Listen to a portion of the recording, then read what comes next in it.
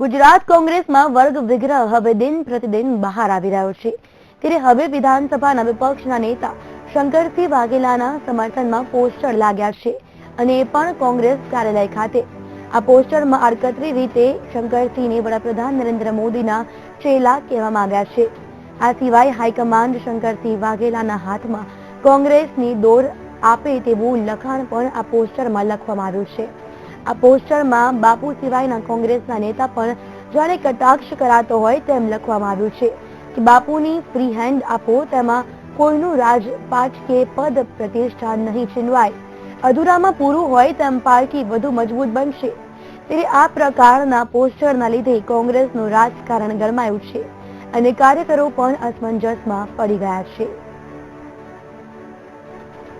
કોંગ્રેસ ઓફિસની બહાર અત્યારે શંકરસિંહ વાઘેલાની ફેવરમાં જે પોસ્ટર લગાવવામાં આવે છે, આ પોસ્ટર તેના કોઈ ખાસ લોકોએ લગાવ્યો તેવું હાલ લાગી રહ્યું છે। જેવી રીતે કોંગ્રેસની દિવાલોની અંદર જે શંકરસિંહ વાઘેલાની ફેવર કરતા જે બોર્ડ લગાવવામાં છે, તે બોર્ડની અંદર લખવામાં આવ્યું છે કે હાઈકમાન્ડને ધ્યાનમાં રાખીને લખવામાં આવ્યું છે કે બાપુને થોડી છૂટછાટ આપવામાં આવે, કારણ કે જેવી રીતે બાપુની જે પ્રતિષ્ઠા છે તે છીનવાય નહીં, પાર્ટીને મજબૂત ફક્ત શંકરસિંહ વાઘેલા જ કરી શકે તેવા પ્રકારના જે બેનર લગાવવામાં આવ્યા છે તે અત્યારે એક ચર્ચાનો વિષય બની રહ્યો છે। પરંતુ જેવી રીતે જે શંકરસિંહ વાઘેલાના લોકો દ્વારા જે અત્યારે બોર્ડ લગાવવામાં આવે છે તેને લઈને રાજકીય વાતાવરણ છે તે ગરમાઈ રહ્યું છે।